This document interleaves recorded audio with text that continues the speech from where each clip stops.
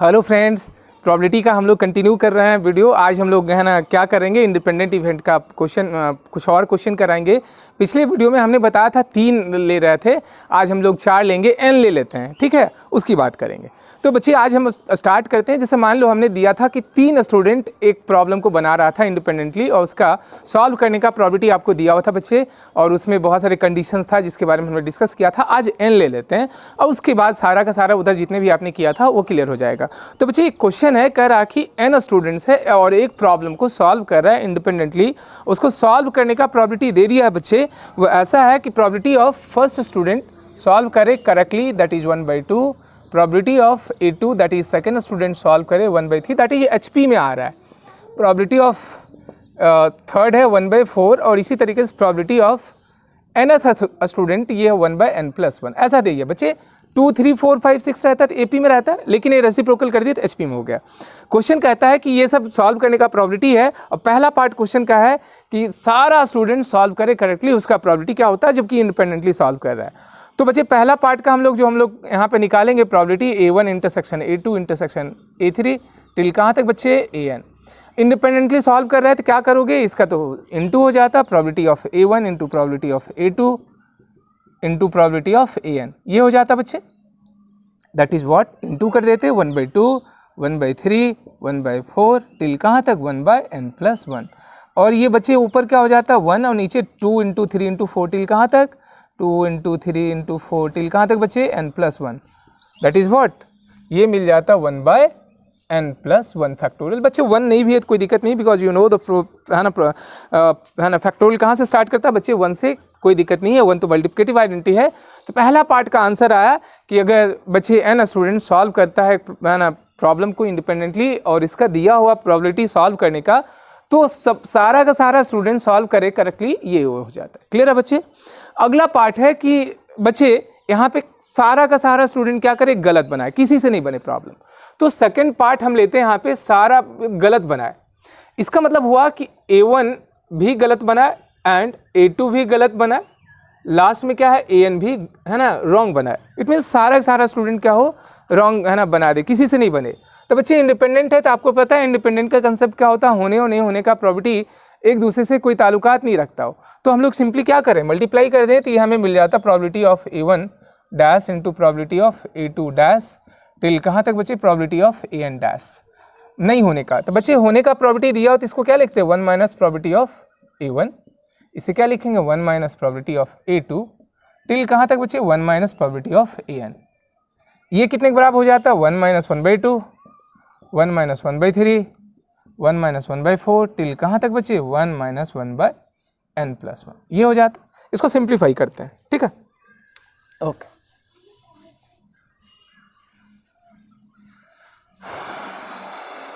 बच्चे first part हमें क्या मिलेगा, 1 में से 1/2 जाएगा तो बच्चे ये हो जाएगा 1/2, और यहाँ पे क्या होगा, ये ऊपर चला आएगा तो बच्चे क्या होगा 3 - 1, और इसको ऐसे लिख देते हैं, एक सीक्वेंस बनेगा 2 - 1/2 3 - 1/3, यहाँ पे क्या हो जाता 4 - 1/4, और इस तरीके से सीक्वेंस बनेगा। और लास्ट में हमें क्या मिलेगा बच्चे n+1 - 1/n+1।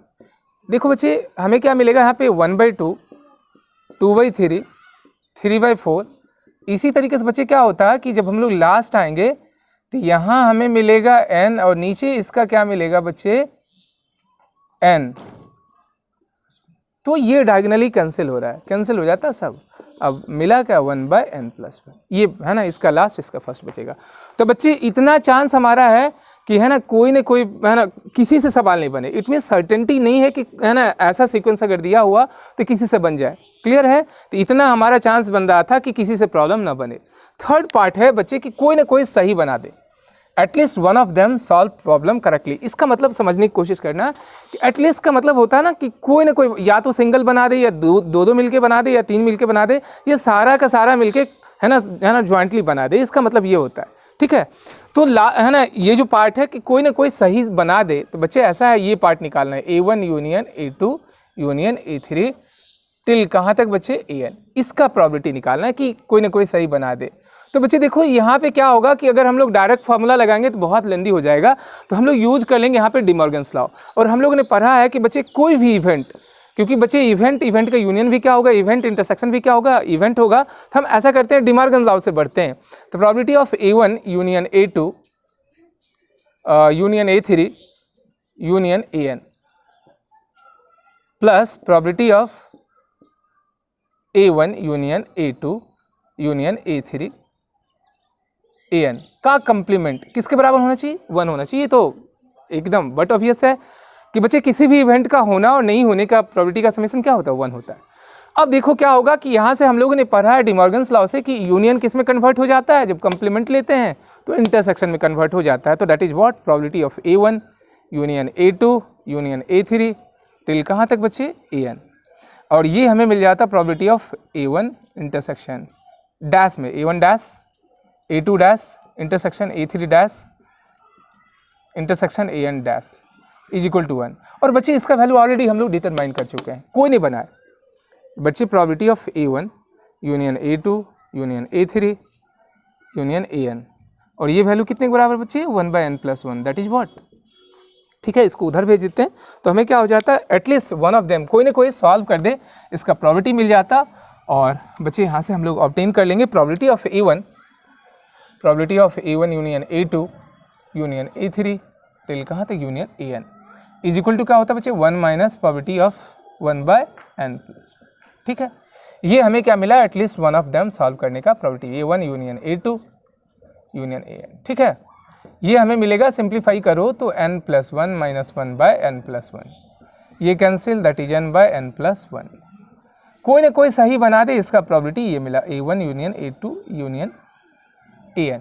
ठीक है, इसको अब एक्सप्लेन करते हैं बच्चे। इतना चांस है कोई ना कोई, एक से तो कम ही आ रहा है, लेकिन बच्चे ध्यान देना अगर n टेंस टू इन्फिनिटी हो जाए, ये तो हमें टोटल प्रोबेबिलिटी मिला, और इसी में स्पेशल केस की बात करते हैं कि अगर n टेंस टू इन्फिनिटी हो जाए तब क्या हो, उसकी बात करते हैं। जब n टेंस टू इन्फिनिटी की बात करेंगे तो limit n tends to infinity n/n+1 बच्चे क्या हो जाएगा, ये 1 हो जाएगा, क्योंकि 1 हमारा क्या होता है, इन्फिनिटी के सामने बहुत कम होता और इसका वैल्यू 1 हो जाता है। और बच्चे आपको पता है इसी से हमारी क्या होती है कि पूरी पूरी उम्मीद जगती है। आपको पता है कि जब कोई काम करते हो और काम में फेलियर हो जाता है, बिकॉज आपको पता है काम जब करोगे फेलियर हो गए या सक्सेस हो गए, लेकिन उम्मीद कभी नहीं टूटती है। और यहाँ से क्या होता है, मैथ भी कहता है कि उम्मीद कभी तो नहीं तोड़ना चाहिए। इस सीक्वेंस में भी अगर प्रॉब्लम बनाएगा बच्चा तो है ना, कोई ना कोई उसका बनाने का, अगर बहुत सारे ट्रायल अगर करें, बहुत सारे बच्चे हो जाएं तो उसका है ना सॉल्व करने का प्रोबेबिलिटी 1 हो जाएगी। इसीलिए बच्चे पूरी कहा जाता है कि पूरी दुनिया जो है उम्मीद पर टिकी हुई है और प्रयास लोग करते रहता है और कहीं ना कहीं सफलता मिलती है। और इसके देखिए कंफर्म हो जाता है, श्योर हो जाता है, पक्का प्रॉब्लम बन जाएगा। तो हमने क्या किया, इस प्रॉब्लम को सॉल्व किया। बच्चे देखो IT का क्वेश्चन था, उसमें पूछा जा रहा था तो n टेंस टू इन्फिनिटी होगा तो इसका वैल्यू क्या हो जाता है, तो 1 हो जाता है। और होपफुली आपको समझ में आ गया होगा। तो इंडिपेंडेंट का जब भी क्वेश्चन ऐसा रहेगा तो हम एक्सपेक्ट करते हैं कि आप उसको सॉल्व कर सकते हो। ठीक है बच्चे, चलते हैं अगले क्वेश्चन की ओर। इंडिपेंडेंट में अगला जो क्वेश्चन है उसको समझ लो कि क्वेश्चन क्या कह रहा है। कह रहा है कि देखो, फिर गेम की ओर हम बढ़ते हैं। कहता है कि देखो एक स्टूडेंट है या मान लो एक गैम्बलर है, वो क्या कर रहा है कि एक कॉइन का गेम खेल रहा है और कहता है कि देखो उसको हेड आ जाएगा तो जीत जाएगा, और ये n बार कोशिश कर रहा है। तो बताइए सक्सेस होने का उसका चांस बताइए क्या होता कि इस n बार कोशिश करेगा तो उसके कितने सक्सेस होने का चांस होगा। बच्चे निकालते हैं। ठीक है, क्वेश्चन समझ में आ गया। क्वेश्चन कह रहा था कि एक स्टूडेंट है और एक कॉइन को कंटिन्यूअसली फेंकते जा रहा है, इंडिपेंडेंटली फेंकते जा रहा है। जब उसको हेड आ जाएगा वो जीत जाएगा, और n बार ये कोशिश करता है। फिर n के जगह पे हम 5, 10 ले लेंगे न्यूमेरिकल वैल्यू, लेकिन बच्चे अभी जनरल निकालना चाहते हैं। ठीक, या हम ऐसे पहले ले लेते हैं 5 बार फेंक रहा है, 5 बार फाइनाइट लेते हैं, फिर n लेंगे, फिर इनफाइनाइट कर देंगे। तो बच्चे उस क्वेश्चन में क्वेश्चन कह रहा है कि इंडिपेंडेंटली फेंकते जा रहा है, कोई कंडीशन नहीं है, जब उसको आ जाएगा वो जीत जाएगा। तो टोटल प्रोबेबिलिटी निकालना है 5 बार फेंकने पे कि आप सक्सेस हो जाए। ठीक है, चलिए कैसा रहा होगा।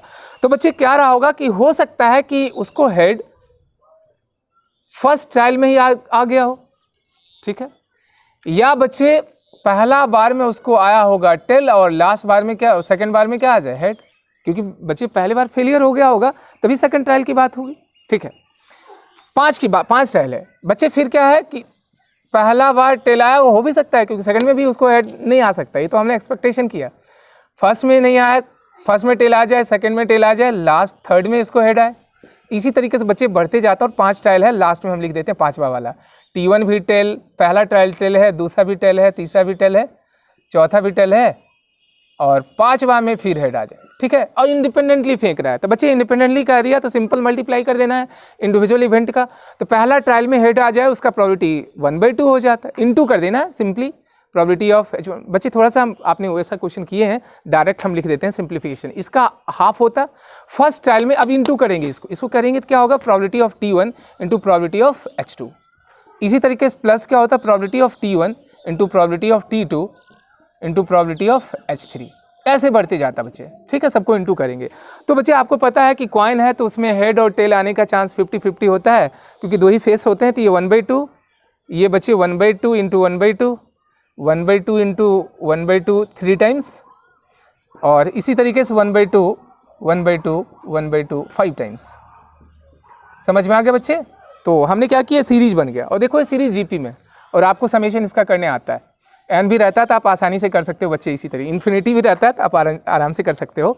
तो बच्चे ये जो हमें सीरीज मिला 1/2 plus 1/2 whole square plus 1/2 whole cube, इसी तरीके से 1/2 होल टू द पावर 5, आप आसानी से सम कर सकते थे। ये हमें टोटल प्रोबेबिलिटी का समेशन मिला, इसका नाम एस देते हैं। तो जीपी का समेशन पता है ना बच्चे क्या होता है? जीपी का समेशन आप सबको पता है, Sn is equal to a into 1 minus r to the power n by 1 minus r। बच्चे पता है ना, हमने लिख भी दिया। चलो फर्स्ट टर्म क्या है बच्चे इसका बताओ, 1/2। कॉमन रेशियो क्या है बच्चे, 1/2। कितना टर्म है, 5 डिवाइडेड बाय 1 माइनस 1/2, यही है ना। चलो 1/2 1 minus 1/2 whole to the power 5, और नीचे क्या होगा बच्चे, 1 में से 1/2 चला जाएगा, that is half, this is cancel, 1 minus 1/2 whole to the power 5। दूसरे तरीके से भी इस क्वेश्चन को बनाएंगे बच्चे। ये बच्चे हमें क्या मिलेगा, यू नो ये हो गया 32 minus 1 by 32, that is 31 by 32, ठीक है बच्चे। ये हमें आंसर हुआ कि अगर 5 ट्रायल अगर करोगे तो कभी न कहीं आपको हेड आ जाए, बहुत ज़्यादा चांस है कि आपको आ ही जाएगा। करीब करीब देखो अगर 1 ही कम है, नहीं तो आ जाता है। दूसरे तरीके से इस प्रॉब्लम को बनाते हैं बच्चे, ऐसा करते हैं, डिमॉर्गन्स लॉ की बात करते हैं, क्योंकि ट्रायल जब आप कर रहे हो तो उसमें क्या रहता है, कहीं ना कहीं आ जाए, ठीक, इसको मिटा दें। समझ में आ गया? ऐसे ही बच्चे अगर n रहता ना, तो ये n बार ट्रायल कर रहे हो तो ये जो सीरीज होता है थोड़ा n के लिए हम यहीं पे कर देते हैं, है ना, या बच्चे इसको दूसरे तरीके से बना देते हैं तो n वाला वो और आसान हो जाएगा उसको करने में। इसको सेकंड मेथड से हम बनाते हैं बच्चे बताओ, कहता है 5 ट्रायल कियो और कहीं ना कहीं हेड आ जाए, आइदर फर्स्ट में, सेकंड में, थर्ड में, फोर्थ में और फिफ्थ में। तो बच्चे यहाँ पे हम ले लेते हैं, हेड आने की चांस कर रहा था A1 यूनियन A2, हमने दे दिया है A3 union A4 union A5। होने और नहीं होने का प्रोबेबिलिटी का समेशन बच्चे आपको पता है, A1 union A2 union A5 कर दिए, कंप्लीमेंट 1 होना चाहिए, ठीक है। तो बच्चे हमें ये चाहिए। अब ये किस में कन्वर्ट हो जाता है, probability of A1 union A2 union A3 union A5, complement में आ जाता बच्चे, A1 dash intersection A2 dash intersection A3 dash intersection A5 है डैश। बच्चे पता है कि हम जो कॉइन फेंक रहे थे ना इंडिपेंडेंटली, कोई बैसिंग नहीं था, कोई कंडीशन नहीं था कि अगर, है ना, तो बच्चे हम लोग यहाँ क्या करना चाहिए, ये इंटू कर देते हैं। अगेंस्ट में हेड आने का A1 A2 A3 A5 represent कर रहा है हेड आने का चांस, ठीक है। तो बच्चे ये हमारा क्या होता है, ये टेल आने का चांस, क्योंकि हेड का कंप्लीमेंट क्या हो जाता है, यहाँ टेल हो जाता, इसको हम लोग इंटू कर देंगे। इसको बच्चे पूरा का प्रोबेबिलिटी का नाम दे देते हैं P, शॉर्ट फॉर्म, ठीक। ये रिप्रेजेंट कर रहा है प्रोबेबिलिटी ऑफ दिस ग्रुप। बच्चे इंटू जब करोगे तो ये हमारा A डैश, मतलब नहीं आने का, है ना, हेड नहीं आने का प्रोबेबिलिटी है, और अगला भी हेड नहीं आने का प्रोबेबिलिटी। बच्चे डायरेक्ट लिखें, हेड आने का चांस 1/2 था, तो टेल आने का क्या होगा, 1/2 1/2 1/2 1/2, ठीक है, 1/2 1/2, दैट इज व्हाट 1। तो ये P हुआ, और ये क्या हो जाता है, 1/32 is equal to 1, that is probability P किसके बराबर हो जाता है बच्चे, 1 minus 1/32, that is again we are getting 31/32। बच्चे समझ में आ गया, कोई दिक्कत? इसी प्रॉब्लम को दूसरे तरीके से बनाएं। अब ऐसा करते हैं कि हम n की बात करते हैं, कि एक स्टूडेंट n बार ट्राई कर रहा है उसको, और उसका कहता है कि, है ना, अगर हेड आ जाता है तो वो गेम जीत जाएगा। तो बच्चे हम इसी तरीके से n की बात कर लेते हैं, आसान हो जाएगा इस तरीका से, ठीक है। तो बच्चे हम n की बात कर लेते हैं। तो क्वेश्चन समझ लो, कह रहा है कि एक स्टूडेंट है और क्या कर रहा है, एक कॉइन को इंडिपेंडेंटली टॉस करते जा रहा है। जब उसको हेड आ जाएगा एंड ट्रायल में, तो वो जीत जाता है गेम को। तो बच्चे आपको निकालना है total probability in this game, उसको जीतने का चांस एंड ट्रायल में से। तो बच्चे ऐसा करते हैं कि हम यही ले लेते हैं, अभी डी मॉर्गन्स लॉ से आसान हो जाता है। A1 union A2 union A3, ये एंड ट्रायल्स आपने किया इंडिपेंडेंटली, और यहाँ कंप्लीमेंटेशन लेते हैं A1 union A2 union A3 union AN। बच्चे इसका कंप्लीमेंट किसके बराबर होना चाहिए? 1 होना चाहिए। डी मॉर्गन्स लॉ से यूनियन किस में कन्वर्ट हो जाता है? Intersection. A1 union A2 union A3 union AN। Complement हो जाता है A1 complement intersection A2 complement intersection A3 complement intersection AN complement, ठीक है, बराबर 1। बच्चे ये क्या हो जाएगा, ये हमें है ना पता है सबका, अभी तुरंत हम लोग निकालेंगे, इसका नाम फिर P दे देते हैं। बच्चे हेड आने का चांस 1/2, तो टेल आने का भी चांस 1/2, दैट इज 1/2 इंटू हो जाता है, क्योंकि इंडिपेंडेंटली कहा जा रहा है। हाउ मेनी टाइम्स बच्चे? n times is equal to 1, और ये हमें क्या मिलेगा? 1/2 to the power n is equal to 1। बच्चे हमें प्रोबेबिलिटी पता चल गया, प्रोबेबिलिटी बच्चे 1 - 1/2 whole to the power n, यही मिलता है टोटल प्रोबेबिलिटी, ठीक है, कोई दिक्कत? अब बच्चे फिर यहाँ से कर देते हैं n टेंड्स टू इन्फिनिटी। देखिए बच्चे बार बार कहते हैं इतना सारा का सारा, देखो प्रोबेबिलिटी पूरा का पूरा क्या होता है, हमारे प्रैक्टिकल लाइफ से जुड़ा हुआ। अगर n टेंड्स टू इन्फिनिटी हो जाता तो बच्चे ये क्या हो जाता, ये इन्फिनिटी होता, 1 बाय इन्फिनिटी का हो जाता 0, तो ये क्या हो जाता 1 हो जाता, ठीक, या 1/2 whole to the power n, और n अगर इन्फिनिटी हो जाए तो प्रोबेबिलिटी क्या हो जाता है? 1 हो जाता है। इट मीन्स देखिए यही हमारी उम्मीद जगाती। फिर बताते हैं कि अगर आपको क्या करना है कि कोई गेम में हेड लाना था और वहाँ से आपकी जीत पक्की हो जाती है, तो कहता उम्मीद कहता है ट्राई करो, कभी ना कभी आप सक्सेस होगे। और यहाँ पर स्पेशल केस हम कर देते हैं कि बच्चे अगर हम लोग क्या करें, इन्फिनिटी टाइम्स ट्रायल करें, तो पक्का उसका प्रोबेबिलिटी 1 हो जाता है। That is what, if limit n tends to infinity. तो बच्चे ये क्या हो जाएगा प्रोबेबिलिटी, तुम ही लोग बताओ, 1/2 whole to the power n, और बच्चे ये इन्फिनिटी हो जाएगा, 1/∞ का हो जाता 0 हो जाता, और इसकी टोटल प्रोबेबिलिटी 1 हो जाती। ठीक है, क्लियर है, कोई दिक्कत? बच्चे आज की कहानी हम यहीं ख़त्म करते हैं, और इस पे गेम पे हम लोग क्वेश्चन आपको कराएंगे। उसके बाद कंडीशनल प्रोबेबिलिटी अगले वीडियो में स्टार्ट करेंगे, और कंडीशनल प्रोबेबिलिटी का ही एक्सटेंशन हमारा बेस थ्योरम है, जहाँ से पक्का है सवाल आना तय है। तो बच्चे एक फिर से हमारी रिक्वेस्ट लास्ट में होती है कि बच्चे एक तो आपका क्या होता है, फ़र्ज बनता है कि थोड़ा सा लाइक करो, सब्सक्राइब करो, फ्रेंड्स को बताओ अगर आपको फ़ायदा होता है तो, है ना, क्योंकि जितना स्प्रेड करोगे आपका कमेंट ही हमें क्या करता है, मोटिवेशन देता है, और हमें क्या होता है, एनर्जी मिलती है, और अगला जो वीडियो होता है और ज़्यादा एनर्जी से हम बनाते हैं। Thank you very much for watching my video.